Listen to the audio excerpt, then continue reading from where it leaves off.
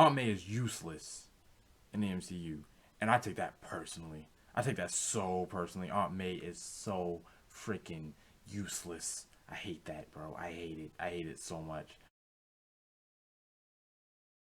Brief history. When it was announced that Spider-Man would be in Civil War, I, like most people, was excited. I was excited from a knee-jerk comic book fan reaction. Like, oh, Spider-Man's in a Civil War story. Holy crap, he's going to be in the Civil War movie. This is awesome news. And the 15 minutes he was in Civil War, I thought was fantastic. Now, I knew not to jump the gun. You know, they're not writing a Spider-Man movie. They're writing a Captain America movie that has Spider-Man in it. So Peter Parker's introduction in that movie was great. And his portrayal in that movie was great. People were coming out, it's the best Spider-Man we've ever gotten, and you know, he's gonna kill it, and yada yada, and he's the right age, and he's funny, and he's athletic, and he's got the spider sense, and yeah, he did. So then Homecoming came out. Let's start with him as Peter Parker. I never found him to be particularly intelligent, and that bothered me. I'm not saying he's dumb, not saying he's not smarter than I am, but I never saw that raw genius that Andrew Garfield's Peter Parker had. I didn't even see the kind of intelligence that Tobey Maguire had. You know, with this guy, it felt like everything was handed to him. You know, he had a guy in the chair, as Ned calls it, the guy in the chair. Oh, Harry Osborn is not in the MCU. Wait a minute, Harry Osborn is not in the MCU. I'm not saying I just realized that. I've noticed that. I just realized that in having this conversation. Harry Osborn is not in the MCU. What is that about? What is that about, man? Why? What is up with Spider-Man? After Raimi, what did we just have this idea that Harry Osborn is just not important? That we can just kind of wait to bring him in? Peter Parker's best friend, man. Come on, man. That's sick. Dragon Ball Evolution. The fact that Goku was in it, but Krillin wasn't. You can no, man, no. If you're gonna tell a story about a character like Spider-Man, you gotta have Harry Osborn. Frodo has Samwise Gamgee. Jon Snow has Samwell Tarly. Peter Parker has Harry Osborn. John Kreese has Terry Silver. How many examples do I need to name? You don't get to movie number 3 and I ain't seen Harry yet. Once Tony Stark comes in and starts just handing him stuff, here's your suit and blah blah blah. Oh, that's rough. That is rough. I know everybody and their mom has talked about it. The fact that Peter Parker is low-key Tony Stark's son. That he's just biting off of what came before.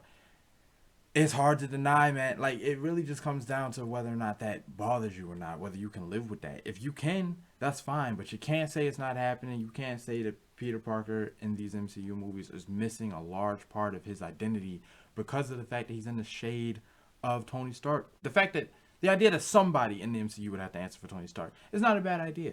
So Peter Parker, let's have him be the one because he's the youngest. He's the one coming into the fold. So let one of the new guys have to pick up that slack. I don't really have a problem with that. My problem is that it's consistent. Like from jump, it has been his involvement is contingent on Tony Stark. His entire time in the MCU so far has been built on the fact that he knows Tony Stark, and it kind of kills the everyman angle of it. The villains are cool though. Don't get me wrong. I don't like where they're both born, that they're both essentially born from the same place. I would have taken that as a twist once. So if you did it for the Vulture, you had to come up with something else for Mysterio. And if you wanted to save it for the second one, which I think would have been more appropriate because Tony Stark is now dead, so I would have saved it for the second one anyway, then you find something else to do for the Vulture. You come up with some other different motivation. However, the Vulture and Mysterio are dope villains. They are semi-sympathetic. Vulture more than Mysterio. Mysterio just kind of seems like almost like he's petulant, like, they stole this from me and I want my credit, like give me my flowers, is essentially his entire motivation. With the Vulture, it's more like, this was my way of living, this is how I put food on the table, and you literally screwed up my life. Like, how do I keep food in my daughter's belly? How do I keep the lights on? How do I keep my wife in good standing? That's way more sympathetic, cheering for the working man who really was just, he's putting in an honest day's work. He's in the blue collar, because I've done blue collar work. It really is a thankless job. So I'm totally on board with his motivation. I do like that. But everything else, again, with all of these movies, there's aspects of them that I like, but then it's everything else around it that I don't like. Like if they had attributes and they were using the XP points, the Raimi trilogy is where the user most evenly distributed his experience points. In these next franchises, you could tell in Amazing Spider-Man, they gave all of their know-how to Spider-Man specifically. And it feels like in the MCU, they gave all their know-how to the villains specifically. I am super excited for this third movie, but a lot of that, again, is hinging on everything around it. The promise of seeing Willem Dafoe and Alfred Molina back. Now, I still don't know. Are they playing their characters? Like, are they being cast as these villains just to be the same, just to play the same character again? I don't want to get WandaVisioned a second time. If I'm looking at your movie and I'm more excited about the stuff that really doesn't have anything to do with you specifically, then I feel like that means that I don't care for you as a base. That's how I've been judging Peter Parker this entire time. Presenting Peter Parker as a child at the, because at the core, Spider-Man is a kid, or at least he has been most recognized as a kid. I know in the comics he's an adult now. He's got his own company and blah, blah, blah. I think I covered all that before. He's well beyond those high school years and everything like that.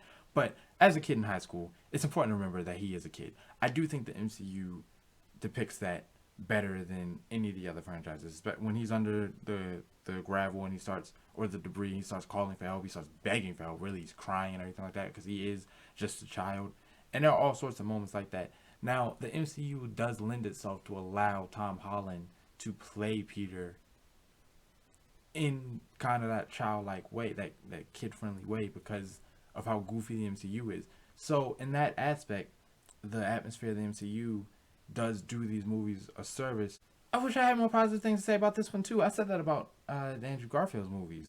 I want to love Spider-Man movies. I really want to love superhero movies. I don't like going into a movie and not liking it. I like liking things. So there are very few times where I'm rooting for a movie to fail. I love the feeling of Spider-Man at his best. So I don't have any personal investment in these movies not being great. They just aren't to me. So there we go. We have discussed to some degree every version of Spider-Man in every movie that has happened so far. I didn't go into as much detail with these as I did with the Raimis. I said that before, because there's just not as much to praise. There's not as much to say.